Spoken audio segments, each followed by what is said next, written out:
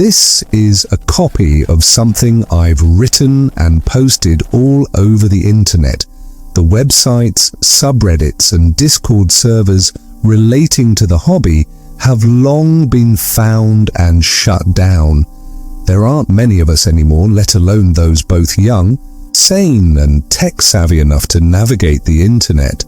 But I know for a fact that all of my old friends that may or may not still gaze still frequent these sites. For obvious reasons, I'd rather not go back into direct contact with them.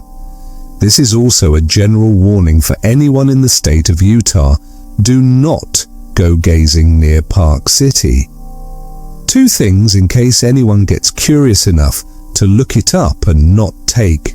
My warning: seriously, gazing is watching people in their homes, never interacting, never doing anything to affect a person or their property. It's illegal, of course, but most of the people that gaze do so from outside of the property. They use this as a legal and moral excuse to justify their curiosity, though most of the hobbyists claim that as long as you're on public property, you aren't breaking any sort of law just by watching someone's house. Park City is a place near Salt Lake City in Utah. High up in the mountains, it's a place prided as the home of the Sundance Film Festival, which isn't the case anymore, but for a long time it was quite the claim to fame, and the Winter Olympics back in the early 2000s. The place has a lot of money invested in it, which leads to a lot of big, isolated houses among the mountains where owners don't bother, drawing the shades, or just as bad, ignoring that you can see their silhouettes as long as the lights are on, unless you have some very thick curtains in front of your windows. Gazing only has 3 rules that are actually quite outspoken. You only have a few hours to watch and wait for something exciting. You cannot leave any sort of evidence of your presence. You can never go back to the place you've already been. Gazing is a short-lived hobby, and it's well understood that anyone who breaks these rules or goes homeless trying to find new places to watch winds up jumping down the rabbit hole and getting caught. I never did, not until last night. My idea was genius.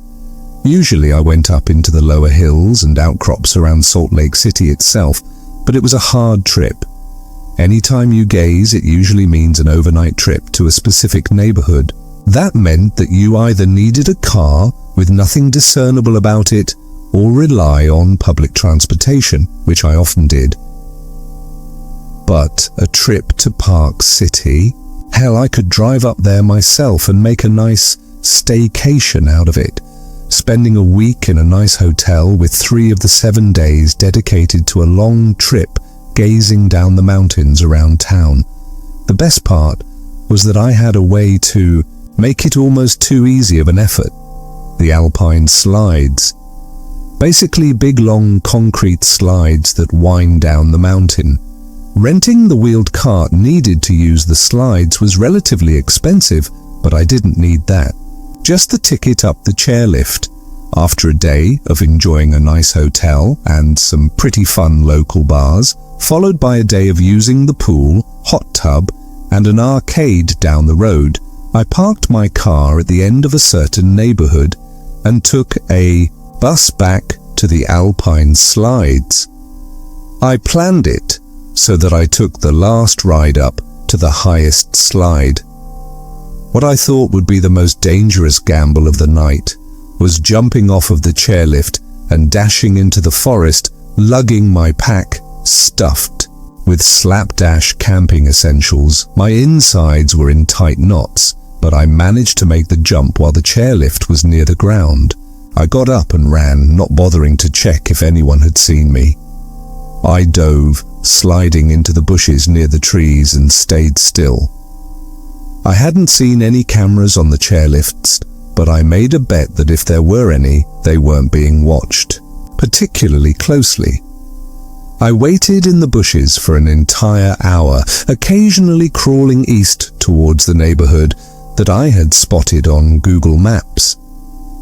It was a long, winding neighborhood marked with big houses, and this is how you know the people that owned them were loaded, massive driveways.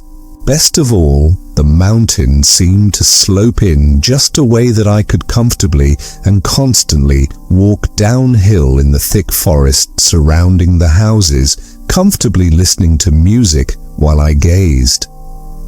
The sound of an engine came up the hill.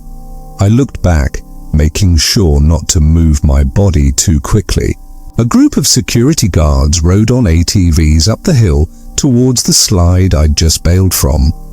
I'd gotten high enough to see where the chairlift I'd abandoned ended up, a large concrete platform with the slide stretching down towards the opposite side of the mountain. A few employees, I think, of the hotel the slides were owned by, stood waiting for the security guards. Still moving slowly, I pulled out my binoculars and watched them. My entire body clenched when the group turned toward the forest I was hiding in. Eventually, one of the employees shook their heads and said something that made the rest laugh. The security guards went back down the mountain, and the hotel employees got to reap a pretty good benefit of their job, getting to slide down after every shift to clock out and go home. Shivering slightly, I put my binoculars back into my pocket and risked standing up. I'd crawled far enough into the trees to not be noticed, or at least I hoped. This part of the journey, hiking a few miles towards the neighborhood, was the riskiest part. Getting caught by the hotel would be bad, but getting caught near a public road that I could claim I was in the middle of jogging got me out of felony territory and towards a petty misdemeanor. But goddamn, it was a beautiful walk. Squirrels and birds seemed to be everywhere, and the scent of the Alpine, a unique blend of fir trees, pines and sagebrush, was intoxicating. Even if I didn't see anything exciting when I gazed, this renegade hike through the mountains was more than enough of a thrill to make the trip worth it. A few hours later, I rounded a certain hill, and I was finally at my destination. It was pretty much a huge pit that had large houses with even larger yards winding down through forests that were almost overtaken by civilization. Meticulously sculpted pavement snaked down towards the west side of what I'll call the pit. Every quarter of a mile, a 3, occasionally 4-story house split off from the roads. It would have been a nightmare to navigate if there wasn't a consistent pattern on the leftmost neighborhoods, a clear path of forest that would cover me, while also being directly across from many of the houses that wound down the pit. At the very end, and I double-checked this just to be safe, was a gate that led back out into a public park near Park City proper. My car was parked at the edge of said park. My binoculars came back out from my pocket. The sun was still setting, and there was a stretch of hill that I needed to walk down to start on my path down the pit.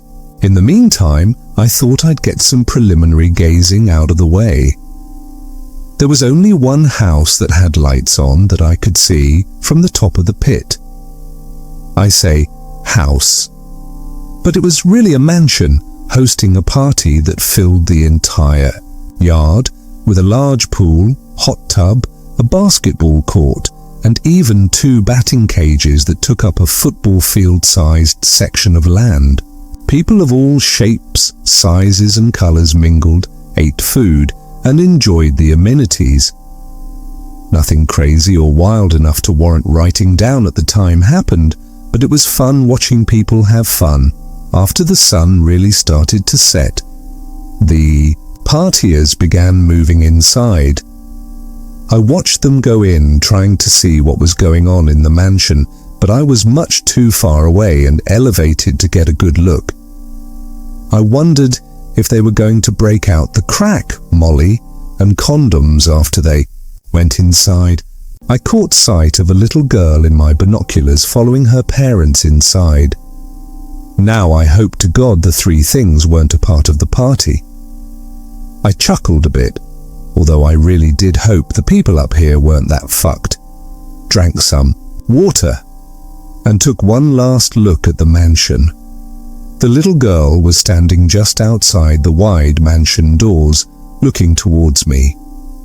Not at me, but way too damn close for comfort. There's an excellent science and learning-based channel on YouTube that I keep up with. One of their episodes had been about horror and paranoia. I bring it up because I remembered when I was looking through those binoculars that there was a popular theory that you knew when you were being looked at due to specific rays of light that can emit from someone's eyes when they look at you. It was the only way I could explain my certainty that the girl was looking right at me. She wasn't, or at least, I really don't think she was. Even after everything that happened, I'm not sure, but I do know that an alarm went off in my head that something was looking at me, even if it wasn't the little girl looking towards the hills where I was hiding. The girl turned away, took a sip from the pouch of juice she was carrying, and walked into the mansion that now flooded with life and light. She closed the door behind her, and that watched feeling finally went away. I felt cold and, for the first time since picking up the hobby, doubt. It didn't take much to shrug off that doubt, but I wrote what I'd seen down. The other. Guys and plenty of gals, believe it or not, in the hobby would get a kick out of the creep factor. By then, the sun had finally finished setting and true darkness was in the pit.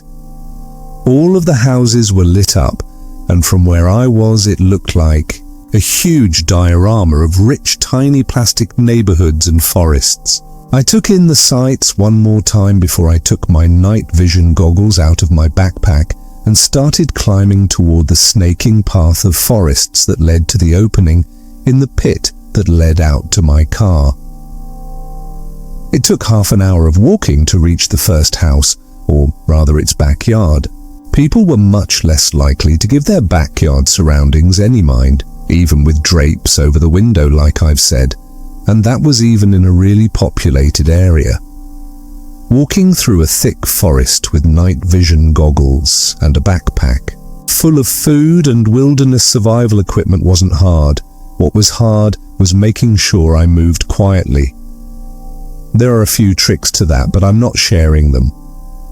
Despite how I've typed up until this point, I'm also going to tell you, with my whole heart, to not go gazing at all. Besides the obvious moral reasons, what Reddit posts and blogs won't tell you is how often someone gets shot without even trespassing, never mind being put on a registry depending on who's living in the house when you eventually get caught.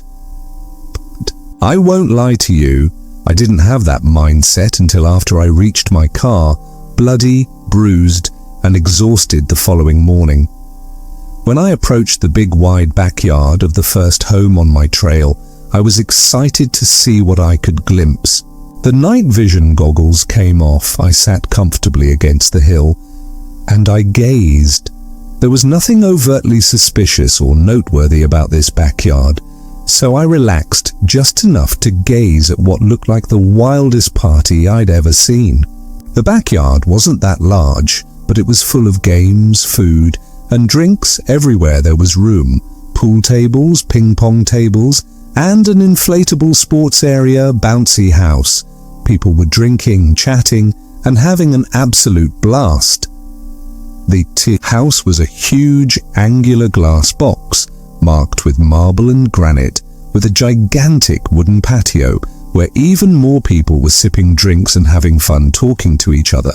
I don't go to a lot of parties, but this would have been the exception. The only thing that really seemed odd was the second story of the house. Smoke and coloured lights filled the air, and unclothed, sweaty people were flowing and undulating, like the heavy wisps of smoke and incense that surrounded them. The entire sight gave me an excited, longing feeling. People were walking in and out of the house, greeting people they hadn't seen before constantly, and with drinks or food. I felt a genuine urge to sneak in and mingle, take advantage of the situation, and have some fun. It was probably going to be my last gazing trip anyway, and there were a few people on the edge of the lawn nearest to me that were wearing the kind of clothes I had on. I probably could have done it. Slowly, I slid my night vision goggles back on and turned away from the party. I had a few urges as I made my way around trees, leaves and bushes to go back. Lord knew that I wanted a reason to cut loose. Honestly, I still couldn't give you the exact reason why I ignored the party, other than that I was just too scared to be even a little more risky than I already had been. A quarter of a mile down the forest, I saw a small and cheap-looking apartment, building made with red brick. 4 wide and obscured windows were evenly spaced out along its backside, though I couldn't see a door coming out from the small concrete patio or from the sides of the building. I settled down, sat against the hill and gazed. After a few minutes of twiddling my thumbs and listening to music, a light came on from the top left window.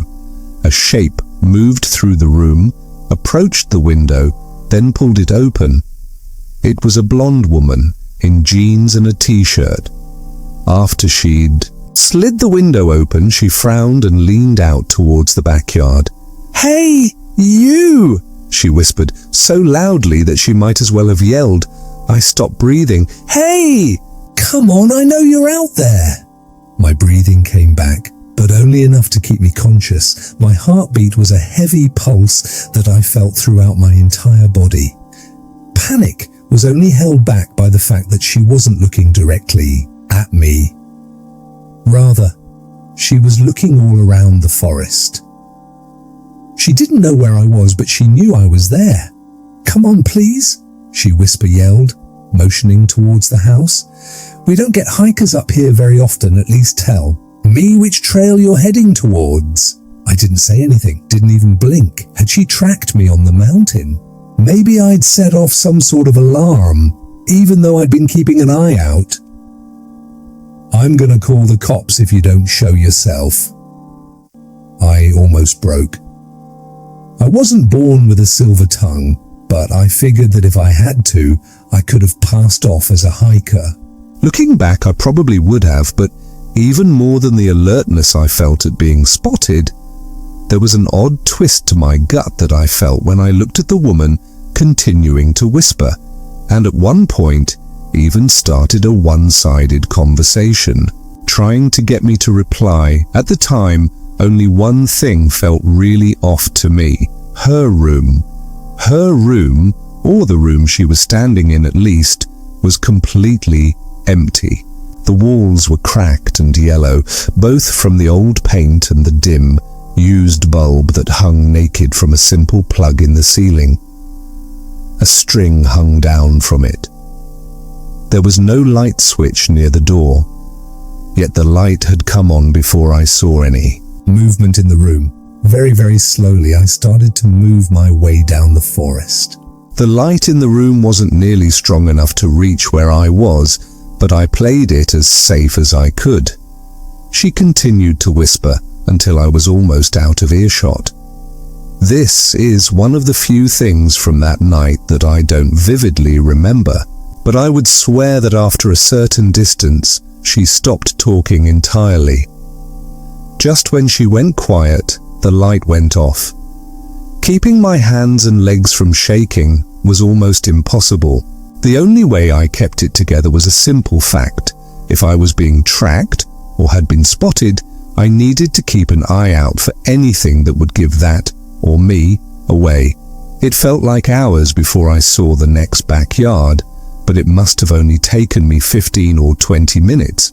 Light suddenly shined in my eyes so brightly that I yanked my night vision goggles off and stared at the ground.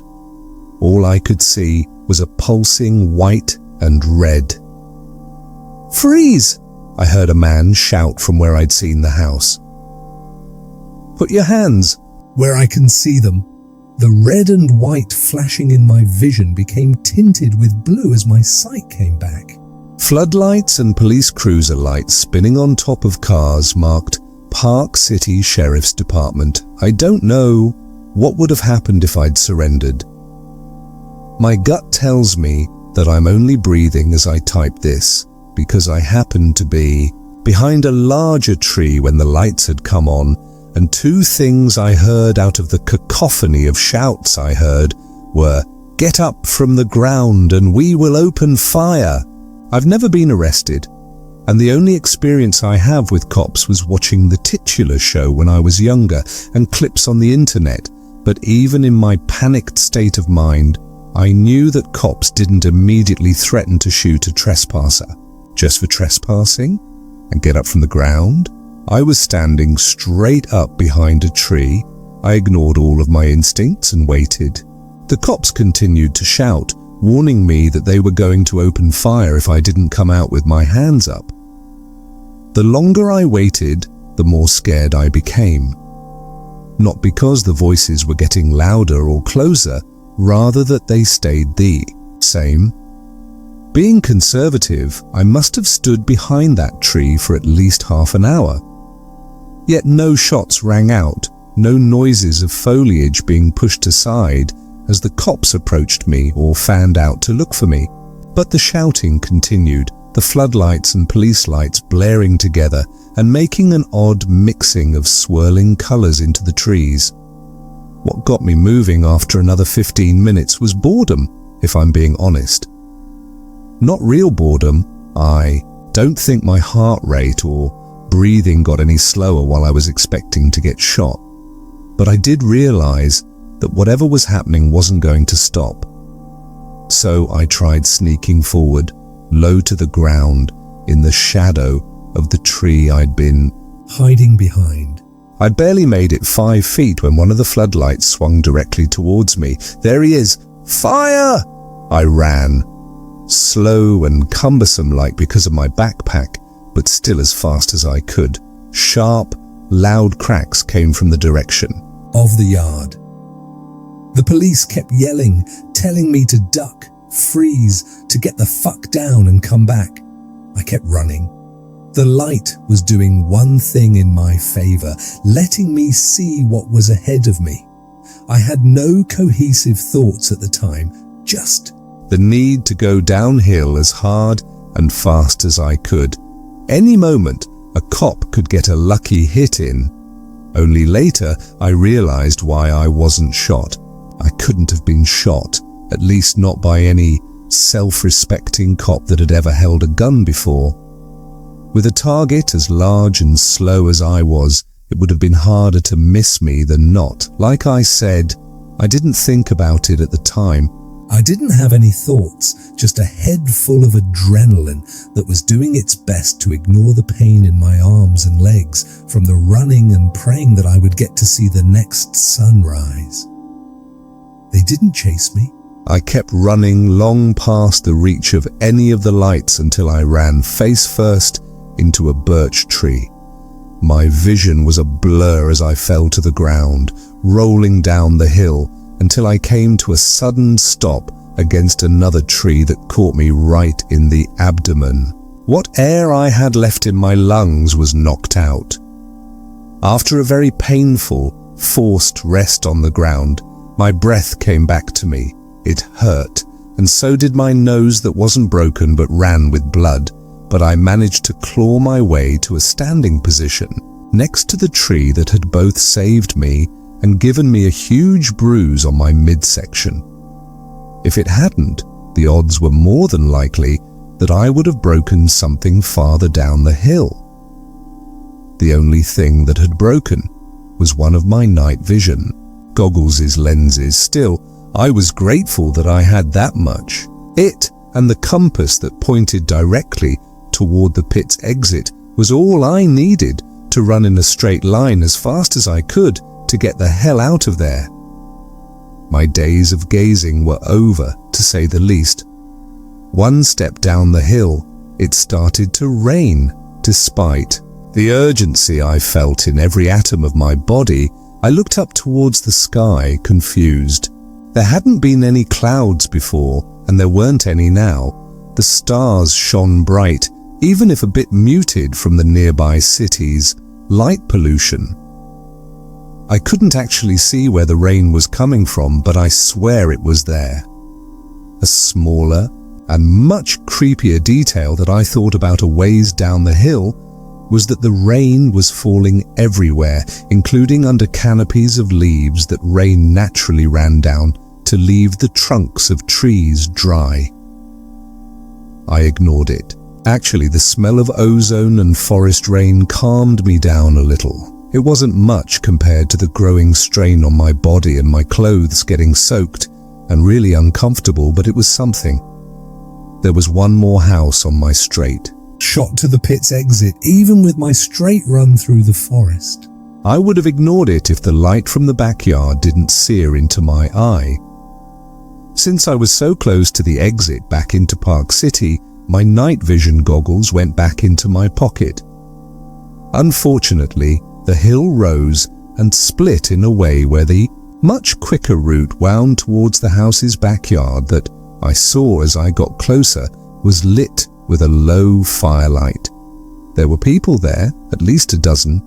Each was tied up on X-shaped St. Andrew's crosses. Connecting them all were confetti, streamers. The torches, blazing even in the rain, spread across the yard and only lit up the bodies on the crosses enough for me to get the barest look. Halfway around the hill that I knew would let me out onto a street right next to the pit's exit, I realized that it wasn't streamers that connected all of the crosses. Streamers weren't pink and fleshy with a tubular shape. I could also finally see that the streamers were coming from and tied between each of the bodies.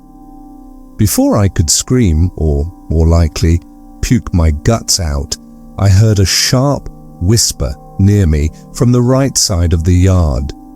The cross closest to the end of the yard had a living person on it, a girl with one streamer already out and tied to another cross behind her. Two kids, teenagers, were trying to pull an iron stake out of one of the girl's feet. "Hey, you!" one of them whispered directly at me. "Please, come help us, we're so close. Please," the other whispered, eyes darting between me and her friend as she sobbed. "Please help." The edge of the yard was only a few steps away.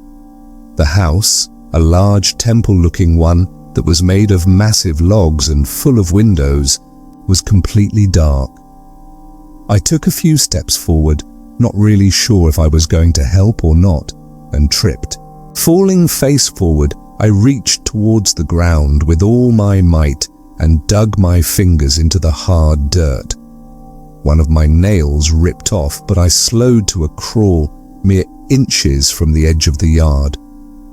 I had to bite down on the cuff of my jacket to keep from screaming. When I looked up, the kids were both staring at me with a hunger and anticipation that was so powerful that they were smiling and holding their breaths as they watched my hand so near the border between the yard and forest, with an eagerness I haven't seen before or since.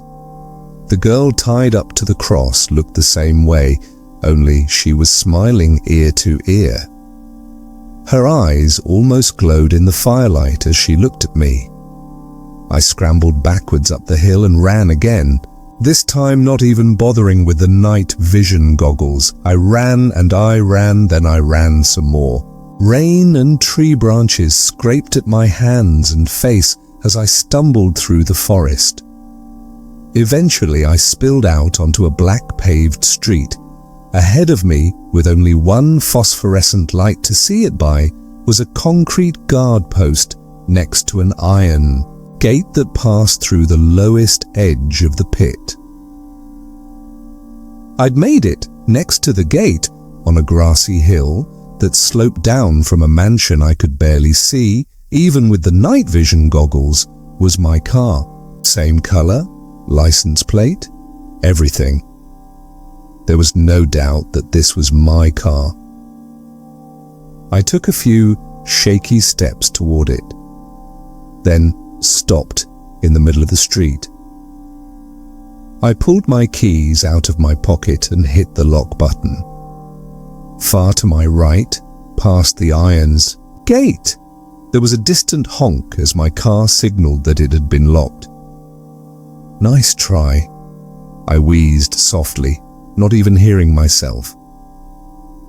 Looking back toward the pit, which now towered in front of me, I couldn't see anything of what I'd passed before, except for a house on the opposite side of where I'd climbed down from.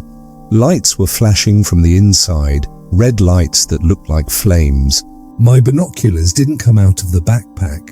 I was much too tired and scared, if I'm being honest, to even do that, but I would swear that the girl I'd seen at the party through those same binoculars at the top of the pit, the one that was the last to enter the only normal house I'd seen throughout the night, was there, watching me. I climbed over the iron gate, found my real car, and got the hell out of there. I haven't been up to Park City since, nor do I intend to set foot near the place.